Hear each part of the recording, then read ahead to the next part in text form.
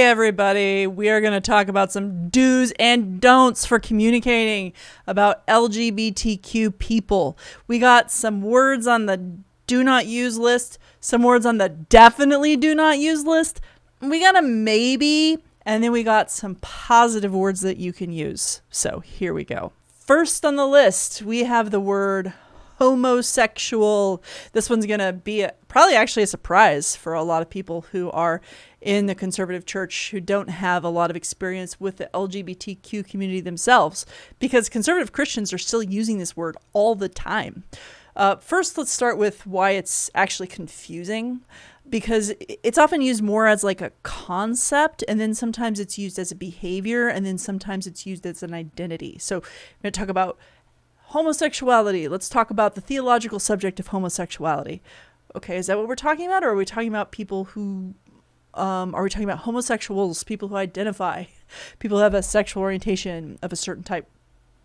Or are we talking about homosexual sex? This word is used in all different ways. I have literally read articles that say, what we really need to differentiate between is homosexual desire and homosexual behavior. And then they go on to use the word later in the way that they just said you shouldn't use the word. So it's very hard to use consistently, and people just don't. So instead, refer to gay, lesbian, bisexual, transgender people, and refer to, as a subject, refer to it as maybe something like sexuality and gender, or gender and marriage, or some kind of a phrase like that expresses the idea a little bit more clearly, but avoid the word homosexual. The other reason is because it's associated with a past that was more clinical, when psychoanalysts who came from Freud thought that they could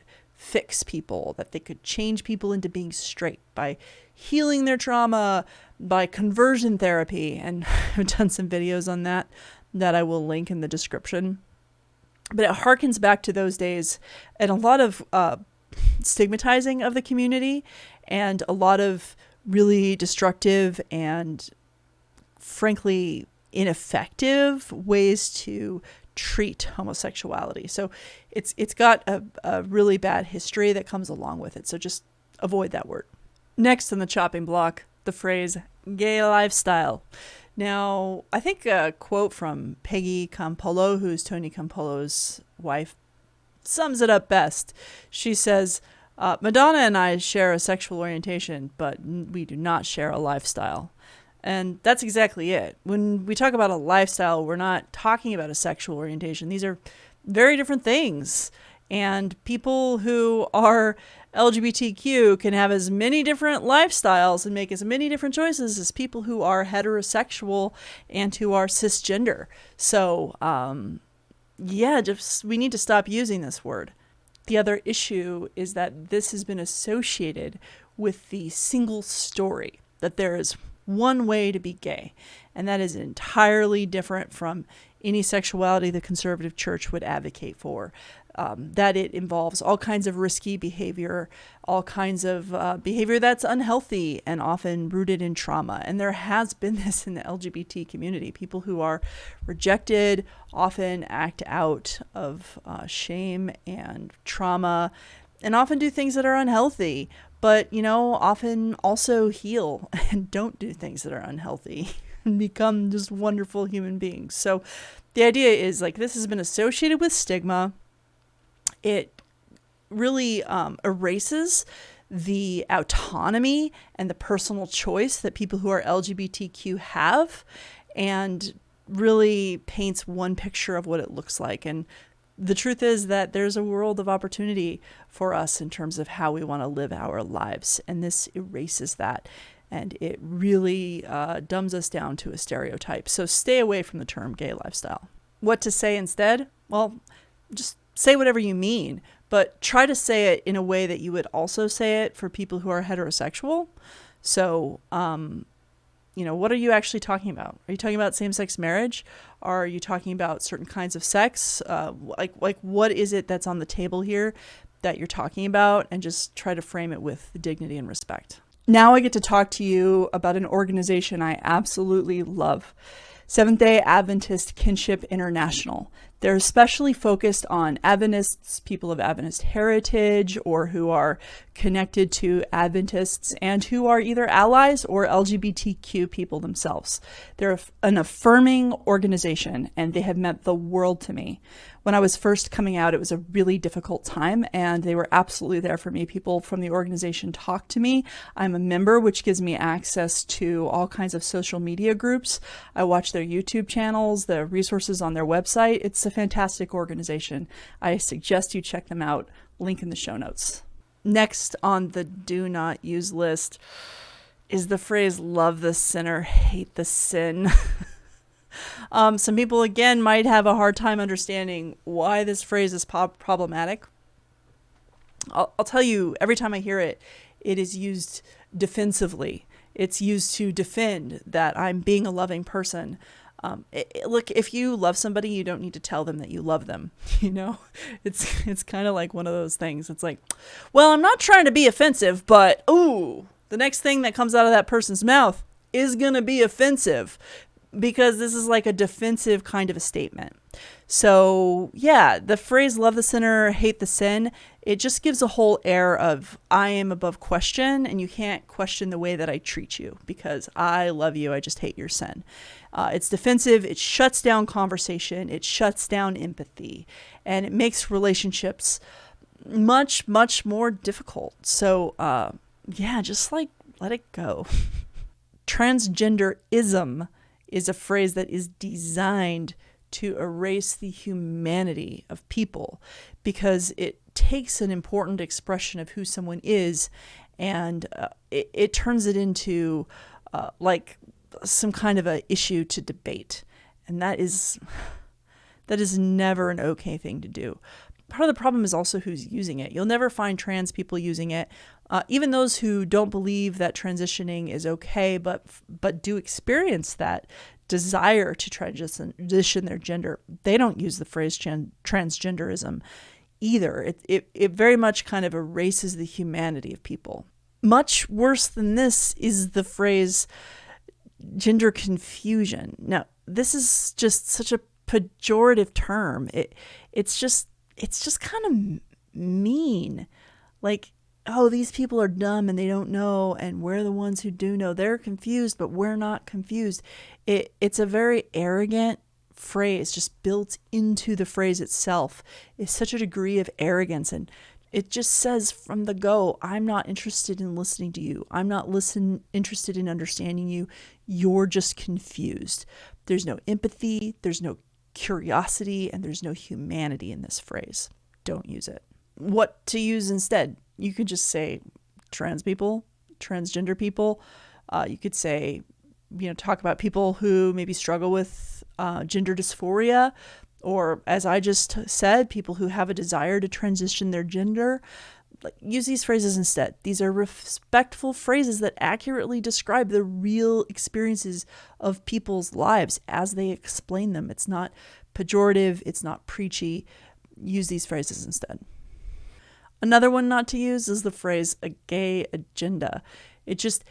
It evokes just this conspiracy theory idea. Unless you're super into culture wars and you just think Jesus is all about fighting and the government and stuff like that, I don't know. But if you're going to use the phrase gay agenda, you should talk about the straight agenda too, because there is one. or the conservative Christian agenda or something. I don't know. It's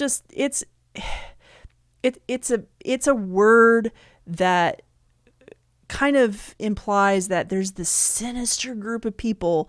They're not advocating for just living better lives. They're not trying to care for their families. They're not trying to get by and buy houses and work without being bullied and harassed. They've got this agenda that they're going to change society and mess everybody up. And it's so like...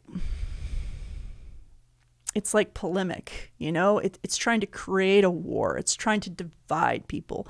If you're not interested in dividing people, if you, like me, are interested in better conversations and understanding people and empathy and love and care and concern, if you think this is what Jesus and the Bible were about, don't use the phrase gay agenda. Okay, now we're going to get into a word that's a little bit more in between. And this is a word you hear me use all the time on this channel, and that is the word queer. Now, queer is a word that has been negative and is being reclaimed by the community. So especially for people who are younger, even up to my age, you are going to see more and more people using the word queer. But there are still those in the community, particularly but not exclusively, people who are in an older generation when that word was used very often in a very derogatory way, who are still quite uncomfortable with this word. So I do use the word. I feel comfortable with understanding the context in which I use it. I do identify myself as queer, so I use the word. I think it's a great word. It's kind of nice to be able to replace the long alphabet of words with something that's a bit of more umbrella term that is a lot easier for people. I like the word. I think we're moving in the direction of greater acceptance for the word. But if you are not part of the community, I would definitely have a yellow light on this one. And I would use a lot of caution in the communities in which you use it, in the way in which you use it, or I would just not use it at all. Because there are those in the community who are still not going to appreciate you using this word. And there are also people who are like straight people who are cisgender and who might think of the word pejoratively themselves. And so they might think that you're using something derogatory, and they might even be on board with that. That's my opinion. Feel free to disagree with me in the comments if you have another perspective on it. Now we're going to get to some do use these words lists, and we'll explain a little bit what these words mean. So the word lesbian, it's a woman, someone who identifies as a woman, who is attracted to other women primarily. Gay, same thing, but for a man. Bisexual, someone who is attracted to their own gender or other genders. So it doesn't mean that they're not attracted to non-binary people. It doesn't mean they're not attracted to transgender people. It just basically means they're attracted to all gender. Pansexual also means something very similar. They're attracted to people regardless of gender. So this would fall under something called the bi umbrella. We can talk about it more, but basically people who are bi, people who are pan, they generally are attracted to people of all genders. Transgender people are people who are identifying and living as something other than the gender they were assigned at birth. Usually that's just a result of the doctor looking at the junk and saying this is what the gender of the kid is. They don't do DNA testing. They don't test internal organs. Nothing beyond that. That's usually what it's based on. And so a transgender person is living and identifying as a gender different than the one that they were assigned at birth. Where a cisgender person is living and identifying with the same gender that they were assigned at birth. And an intersex person might have characteristics of both genders, and they could identify as either gender. So that's what those terms mean, and they are good to be used. As a side note, there are some people who are going around saying that cisgender is derogatory and that they are offended when people call them cisgender, and they just want to be called whatever gender they are. So they don't want to be called a cisgender woman. They just want to be called a woman, and they are offended if they're called a cisgender woman.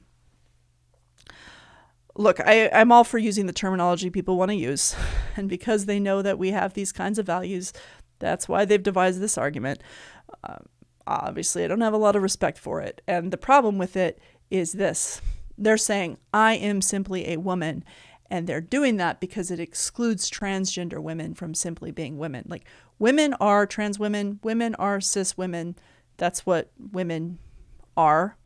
And to say, I am simply a woman is to say your perspective is invalid. Now, you can disagree with someone's perspective, but that doesn't mean that it's offensive to you if they express that perspective.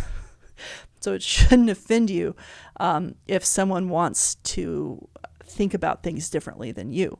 And saying that people are offended by cisgender and they just want to be identified as a woman or as a man is actually a way of kind of backhandedly saying that others can't identify that way. So, it might be different if they said, I'm offended by the term cis and here's the other term I want to use instead, but that's not what the argument is, so it is super problematic. I want to throw in a term that you may or may not have heard, but there is a lot of ignorance around it, and that is the term TwoSpirit. TwoSpirit is a separate term, and it refers to the reality that for those of us who are in the Americas, we are standing on ground that has, before European colonialists came and imposed their agenda, there was a space for people who were queer within many, many Native Americas, North America, South America, Central America. There were many traditions and ways of being outside the gender binary and different kinds of, what we might today call sexual orientation or gender identity. And the umbrella term for that within Native communities is TwoSpirit. So I have heard this term used mockingly, and it's just not okay. So just educate yourself on that a little bit. Be respectful of the term TwoSpirit. There is a whole tradition that my ancestors, that white colonialists from Europe completely wiped out, of acceptance of people who are TwoSpirit. And there is a lot of wisdom there that we unfortunately and very sadly erased. Finally, we come to the letters. You might be confused. What letters should you use? Why should you use them? What's right? What's wrong? Is it LGBT plus? Is it LGBTQ? Is it LGBTQIA plus? There's some other letters that it could be. What is it? Where does it begin? Where does it end? What should I do? There is not really necessarily a right or a wrong answer on this. It's not wrong to say LGBTQIA plus. I prefer the term LGBTQ, and the reason why is because the Q as an umbrella term kind of catches everything. So I stop at the Q. I don't put a plus. I think people know what I'm talking about. I also, and people don't talk about this very much, but I kind of do take a little bit of an issue with including the letter I, and that's because not all intersex people consider themselves a part of the LGBTQ community.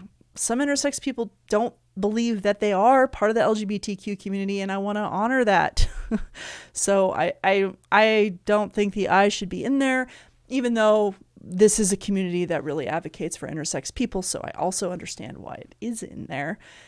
It's kind of an important part of understanding them, of understanding us. It is important. I do get it, but I think there's also reasons to leave it out. So that's what I do, but there are other options for what you can do. You got some choices. So thank you for joining me with this video. I hope you found it helpful. I hope you found it informative. If you see somebody using a word on the do not use list, have some compassion and grace for them. They might be on a journey. They might be learning, unless they're just being a jerk. It's okay to just be stop being a jerk. Just try to consider where people are coming from and what their intentions are, and maybe send them a link to this video if they need it. Maybe they need a little bit of an education. So thanks for hanging out with me. Thanks for listening. Thanks for following. And please subscribe to my channel. Not only does it help me, but it helps you to catch my future videos and let me know what you would like to hear about or talk about. Let me know in the comments what you think of the things I said. All right. Have a good one.